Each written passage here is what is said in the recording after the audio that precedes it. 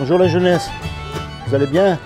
Je m'appelle Laurent, je fais des petites vidéos un petit peu pour savoir ce qu'ils pensent les jeunes. Parce qu'aujourd'hui on nous parle de tout et de rien, dérèglement climatique, grève, retraite, plein de choses, mais il y a une chose dont on ne nous parle jamais. Un jour ou l'autre, vous et moi, on va mourir. Et après, qu'est-ce qui va se passer à votre avis?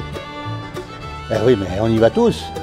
Imaginez, vous êtes sur une route en train de marcher, tranquille, hein? Et en face de vous, il y a un gros camion qui arrive à toute allure. Qu'est-ce que vous faites? Le chemin, c'est votre vie sur laquelle vous êtes en train d'avancer. Et le camion, c'est la mort qui vient vers vous. Qu'est-ce qu'on fait? On essaye de l'esquiver, parce que votre corps, il va mourir, mais pas votre âme. Alors à votre avis, qu'est-ce qui va se passer? Vous n'avez pas une religion, une croyance, quelque chose, une pensée, une... Vous n'y avez jamais pensé, c'est vrai qu'à votre âge, on est immortel. Et non, pourtant. Non, mais on ne sait pas quand on meurt. Non. Oui, on sait pas. On peut mourir à 120 ans, on peut mourir malheureusement à 15 ans, on ne sait pas. Ouais. C'est ça le truc, donc il faut être prêt. Une fois qu'on est mort, on va être jugé. Et on va être jugé par rapport au bien ou au mal qu'on a fait. Donc la question à se poser, c'est savoir comment est-ce qu'on sait si on fait du bien ou du mal. Comment est-ce que vous savez si vous faites quelque chose de bien ou de mal? Après, ça dépend de plein de trucs. Moi, je sais, par exemple, moi, personnellement, à la base, ouais. Je ne crois pas en tout ça. Moi, je crois à la science. Du coup, Oui, mais la science, c'est pas un problème. Non, mais la science, elle dit qu'une fois qu'on meurt, ben, voilà, notre corps, il s'éteint, notre cerveau s'éteint. Et votre âme? La science, vous savez qu'elle est en train d'étudier l'âme et qu'elle sait que l'âme, elle ne meurt pas. Ça, c'est la science. Ce que vous voulez dire, c'est que vous ne croyez pas en la religion. Ben, moi non plus. Donc là, on est d'accord. La religion, si vous voulez, c'est une caricature de qui est Dieu. Maintenant qu'il y ait un créateur, c'est obligé puisqu'il y a une création. Et prenez n'importe quel objet en face de vous. Tenez ce téléphone. Vous le voyez? Bon. La preuve même qu'il y a quelqu'un qui a fabriqué ce téléphone, qui l'a pensé, qui l'a imaginé, qui l'a mis au point. Elle est là devant nous, c'est le téléphone lui-même. Imaginez, je vous dis, tu vois le téléphone? En fait, il s'est fait tout seul au cours des millions d'années. Qu'est-ce que vous allez dire? T'as trop fumé, arrête, machin, ça va pas. On est d'accord. Puisqu'il y a quelque chose, il y a forcément un créateur. Et bien vous regardez, et c'est simple un téléphone, hein, comparé à la cervelle, comparé aux yeux, comparé au sang humain, comparé aux étoiles, tout ça. C'est simple un téléphone.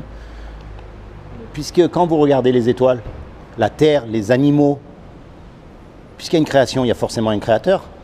C'est la logique même, c'est scientifique d'ailleurs, parce que rien ne peut rien créer.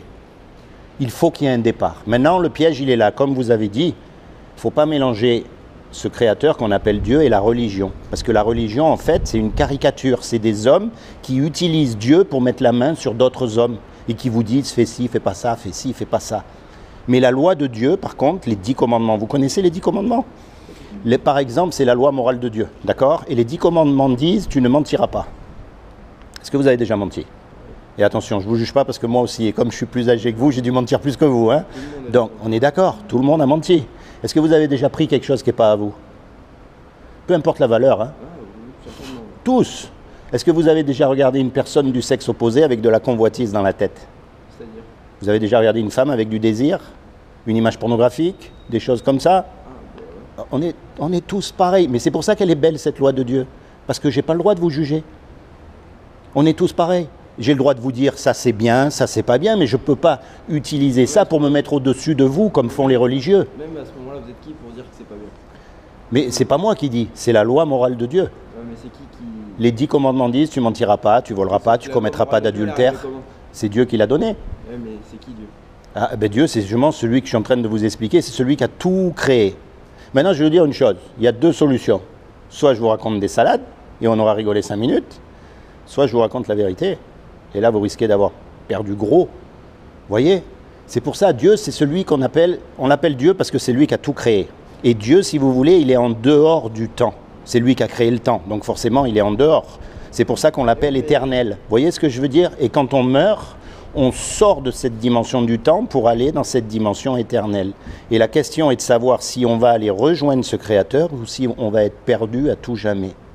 Donc Dieu nous a donné cette loi et comme vous avez dit tout à l'heure, on a tous cassé la loi. On est tous coupables devant Dieu. Même les religieux, il n'y en a pas un qui pourra dire qu'il n'a pas menti ou qu'il n'a pas regardé une femme avec des désirs dans la tête. C'est dans notre nature. Regardez un petit garçon. Un petit garçon, vous n'êtes pas obligé à lui apprendre à faire des bêtises. Par contre, allez apprendre à lui faire dire merci. Oui maman, je prête mon jouet à mon frère. Oui maman, je mange des épinards. Vous allez voir un peu comment vous allez vous battre. Vous voyez, le mal, il est en nous. Mais maintenant, je vais vous dire une chose. Nous, on mérite donc la condamnation puisqu'on est coupable. On est d'accord? Puisqu'on est coupable, on mérite la condamnation. Et la condamnation de Dieu, c'est l'enfer pour l'éternité, d'être jeté dans le lac de feu. Mais maintenant, je vais vous dire une chose. Puisque c'est Dieu qui nous a créés, un créateur, il aime ce qu'il crée. Un musicien, il aime sa musique. Quelqu'un qui fait la cuisine, il aime la cuisine qu'il fait. C'est normal. Donc, puisque c'est lui qui a tout créé, il aime sa création. Et si vous regardez bien, c'est magnifique, hein, le monde. Hein. Les hommes, ils sont tordus. Mais la nature, les fleurs, les papillons. Allez faire un papillon, vous, à partir de rien. Personne ne peut, et c'est fantastique. Donc, il nous aime. Et comme il nous aime, il ne veut pas nous condamner. Il ne veut pas nous punir. Pourtant, il est obligé parce qu'il est juste. L'amour implique la justice. Je ne peux pas dire à quelqu'un « je t'aime » et d'un autre côté faire des choses dans son dos qui ne sont pas justes. On est d'accord? Donc il ne veut pas nous condamner. Donc il a fait quelque chose pour que vous et moi, malgré qu'on soit coupable, on puisse éviter justement cette condamnation. Est-ce que vous savez ce qu'il a fait? Et vous? Vous voulez savoir quand même? On ne sait jamais, hein. Des fois que c'est vrai. Eh bien, comme il n'a trouvé aucun homme sur la terre qui soit parfait, même le religieux des religieux, il ne pourra jamais dire qu'il a accompli la loi. Ben, comme il n'a trouvé personne, il est venu lui-même et il s'est revêtu d'un corps. Il s'est habillé avec un corps qui est Jésus. Et il a dit, quiconque croit que Jésus est le Fils de Dieu et qu'il est ressuscité des morts, il aura la vie éternelle à mes côtés. Mais ça ne suffit pas, ça. Parce qu'il y a écrit aussi que les démons, vous savez qu'ils existent, les démons. Vous avez remarqué, on a plus tendance à croire que les démons existent que Dieu existe. Pourtant, ils sont dans la même dimension. Si les démons existent... Ce que vous êtes en train de nous dire, c'est quand même vachement religieux et c'est surtout... Ben, pas du tout, vous allez voir, justement, c'est l'inverse. Vachement chrétien aussi. Vous allez voir. L'inverse même de la religion. Dieu vous a fait unique. Il n'y en a pas deux comme vous. Et ça, depuis que les hommes existent, non mais c'est fou quand on réalise, il y a eu des milliards d'hommes, il n'y en a pas deux comme nous. Et ça montre quoi? Que Dieu ne nous a pas fait des robots, il nous a fait uniques. Donc ce qu'il veut, c'est une relation unique avec vous. La religion, c'est quoi? Tout le monde fait pareil au même moment, au même endroit, tout le monde fait la prière à la même heure, tout le monde va à la messe à la même heure. C'est ridicule. Et puis le lundi matin, bien sûr, quand il faut aller travailler, tout le monde a tout oublié. Là, on recommence à mentir, à voler, à regarder des femmes dans la rue. On est d'accord? C'est pas ça ce qu'il veut Dieu. Ce qu'il veut Dieu, comme il vous a fait unique, c'est une relation personnelle avec vous. Donc moi, mon but, c'est pas de vous envoyer dans une religion, mais c'est ce qu'on appelle la repentance. Et la repentance, ça veut dire quoi? Bien sûr, il faut arrêter de mentir, de voler, de toutes ces choses, mais ça, on le sait. La repentance, ça veut dire se tourner vers Dieu. Et se tourner vers Dieu, comment? Quand vous êtes tout seul.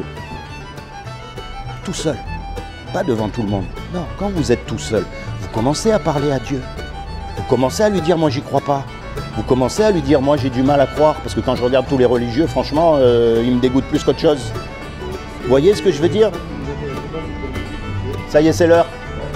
Vous voyez ce que je veux dire? Donc, mes amis, pensez à ce que je vous ai dit, parce qu'on ne sait pas quand on meurt. Mais ne prenez pas pour argent comptant ce que je vous ai dit.